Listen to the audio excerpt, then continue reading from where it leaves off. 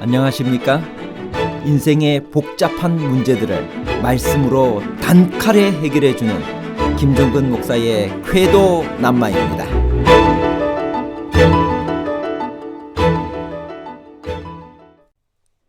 베드로전서 3장 19절은 신약에서 해석하기 가장 어려운 난해 구절에 속합니다. 어떤 사람들은 이 구절을 영혼 불멸의 근거가 되는 성경절이라고 생각하기 때문에 더욱 자세한 연구가 필요합니다. 언뜻 보면 이 성경절은 예수께서 영으로 부활하셔서 지옥에 있는 노아 당시에 멸망했던 사람들의 영혼들에게 전도하신 것처럼 잘못 해석할 수도 있습니다. 영으로 가서 옥에 있는 영들에게 선포하셨다는 말씀은 예수님이 직접 지옥에 가셔서 노아 당시에 멸망당한 영혼들에게 전도하셨다는 말인가요? 아니면 노아 당시 살아있는 사람들에게 예수께서 성령으로 간절하게 호소하셨으나 그들이 그 사랑을 거절하고 오히려 조롱하여 8명 외에 모두가 물로 멸망했음을 말하나요? 지옥에서 직접 전도와 성령을 통한 호소에 관한 복잡한 문제를 하나님 말씀의 가르침으로 명쾌하게 해결해 드리겠습니다. 그리스도께서 부활하신 후 지옥에 있는 영들에게 전도하셨다면 무슨 문제가 생기나요? 베드로전서 3장 19절 그가 또한 영으로 가서 옥에 있는 영들에게 선포하시니라. 첫째로 노아 당시의 사람들의 영혼이 예수님 부활 당시까지 지옥에 있었다면 그들의 육체는 홍수에 멸망당했지만 그들의 영혼은 지옥에서 불멸한다는 이론이 성립되는 것입니다. 그렇다면 오늘날 죽는 사람들도 육체는 죽어도 영혼은 살아서 각각 천국과 지옥에 간다고 생각할 수 있게 됩니다. 그것은 성경적이 아닙니다. 또 하나의 문제는 이미 죽은 사람에게 다시 복음이 전파되고 구원받을 수 있는 두 번째 기회가 오느냐 하는 문제입니다. 만일 부활하신 예수께서 실제로 노아 당시에 멸망한 영혼들에게 복음을 전파하셨다면 구원을 받을 수 있는 두 번째 기회가 있는 것이 분명하기 때문입니다. 이것은 연옥설의 중요한 근거가 되는 성경절입니다. 그러나 사람이 죽어도 영혼은 살아서 천당과 지옥에 간다는 영혼 불멸을 믿는 사람들조차도 지옥에 있는 사람들에게 구원받을 수 있는 또 다른 기회가 있다는 것은 믿지 않습니다. 베드로가 이 난해한 이야기를 꺼낸 의도가 무엇일까요? 베드로전서 3장 18절부터 있는 말씀입니다. 그리스도께서도 단번에 죄를 위하여 죽으사 의인으로서 불의한 자를 대신하셨으니 이는 우리를 하나님 앞으로 인도하려 하심이라. 육체로는 죽임을 당하시고 영으로는 살리심을 받으셨으니 그가 또한 영으로 가서 옥에 있는 영들에게 선포하시니라.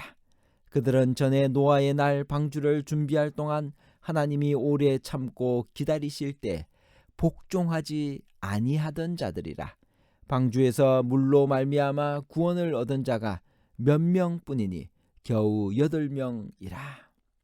베드로전서는 시험받는 자들을 위로하기 위해 베드로가 목회자적인 심정으로 쓴 서신입니다. 몰려오는 시련으로 구원의 확신도 흔들리고 상심되어 신앙생활까지도 약해진 신자들을 위하여 베드로는 우리 구주 예수 그리스도를 예로 들어 위로하고 용기를 주고 있습니다. 베드로는 그리스도께서도 우리와는 비교가 안 될 정도로 애매한 고난을 당하셨고 불의한 고난을 당하셨으므로 성도가 그리스도의 고난에 참여하는 것은 오히려 기뻐할 일이며 궁극적으로는 그리스도께서 잠깐 고난을 받는 우리를 온전케 하실 것임을 말하여 고난 중에 있는 성도들을 위로합니다. 따라서 베드로전서의 모든 내용은 이런 고난과 핍박이라는 조명 속에서 해석되어야 할 것입니다.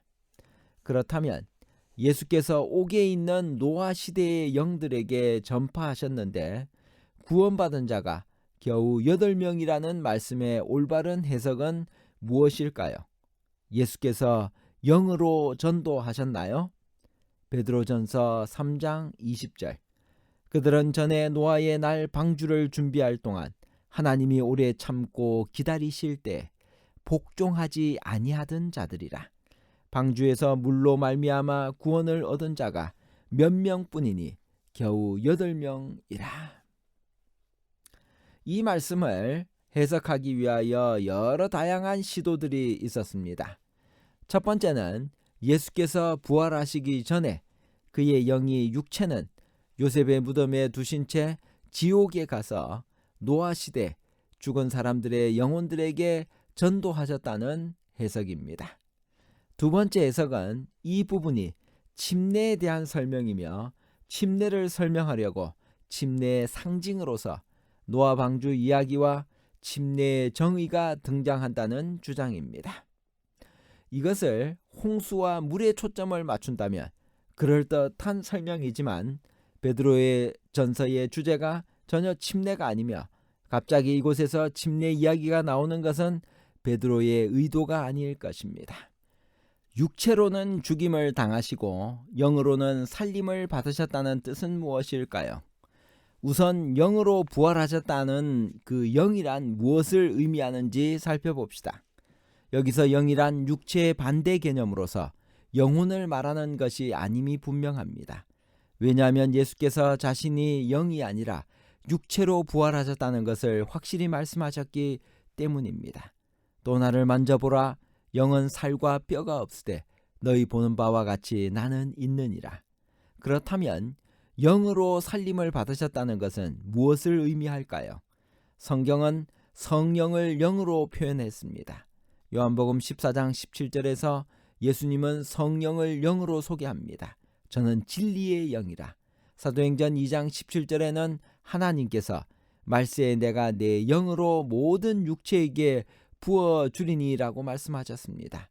로마서 1장 14절에는 성결의 영으로는 죽은 자 가운데서 부활하여 능력으로 하나님의 아들로 인정되셨다고 기록되었습니다. 그러므로 예수께서는 성령의 능력으로 살리심을 받은 것입니다.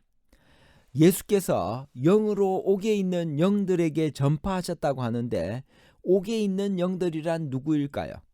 그들은 전에 노아의 날 방주 예비할 동안 하나님이 오래 참고 기다리실 때 순종치 아니하는 자들입니다. 그러면 그들을 왜 감옥에 있다고 했나요? 옥이란 지옥을 의미하는가요? 성경에서 옥이란 어떤 공간을 뜻하지 않고 영적인 의미로 쓰였습니다. 즉 성경에서 옥이란 이 죄악 세상을 상징하는 데 쓰였습니다. 다윗은 내 영혼을 옥에서 이끌어내사 주의 이름을 감사케 하소서라고 했습니다.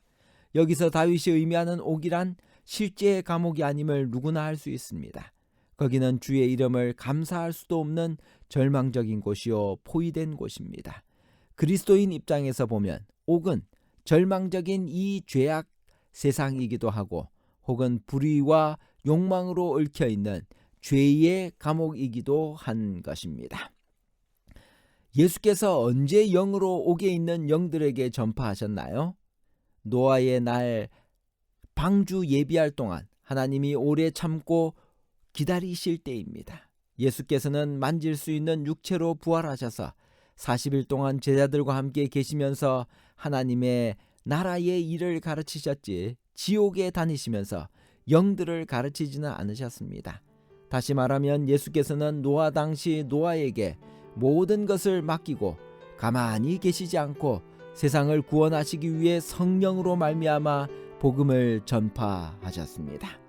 요약하면 옥에 있는 영들이란 지옥에 있는 영들을 말하는 것이 아니라 노아 시대의 죄악의 감옥에 있었던 사람들을 말합니다. 베드로전서 3장 18절에 그리스도께서도라는 문구가 우리뿐 아니라 그리스도께서도 선을 행하셨으나 불의한 고난을 받으셨다는 말을 하려고 한다는 것을 보여주고 있습니다. 즉 불의한 고난을 당하시고도 참으신 그리스도를 예로 들고 있는 것입니다. 그리스도께서 어떤 고난을 당하셨나요? 전에 노아의 날 방주 예비할 동안 하나님이 오래 참고 기다리실 때 순종치 아니하던 자들에게 예수께서는 성령으로 말미암아 복음을 전파하셨습니다. 예수께서 성령과 함께 친히 그토록 간절하게 전파했으나 그들은 그 사랑을 거절하고 오히려 조롱하면서 8명을 제외하고는 모두가 다 물로 멸망을 당했습니다. 결론입니다. 첫째, 베드로전서 3장 17절에서 22절에서 베드로는 왜 노아 홍수 이야기를 꺼냈나요? 베드로는 지금 침례 이야기를 하려는 것도 아니고 물 이야기를 하려는 생각도 없습니다. 그의 주제는 한결같이 선을 행하면서도 고통받는 성도들의 고난이며 더 심한 고난을 당하신 그리스도의 예를 들어 성도들을 위로하고 용기를 주려는 생각뿐입니다. 둘째, 고난받을 이유가 없으신 그리스도께서 우리 죄를 위하여 죽으셨습니다. 의로우신 분이 불의한 자를 대신하여 돌아가신 것입니다. 셋째, 그러므로 선을 행했는데도 불구하고 고난이 온다고 너무 낙심하지 말아야 합니다. 왜냐하면 그리스도께서도 그를 부활시키신 강력한 성령으로 노아 당시의 사람들에게 오래 참고 기다리시면서 복음을 전파했지만 구원받은 사람은 겨우 8명 뿐이었습니다.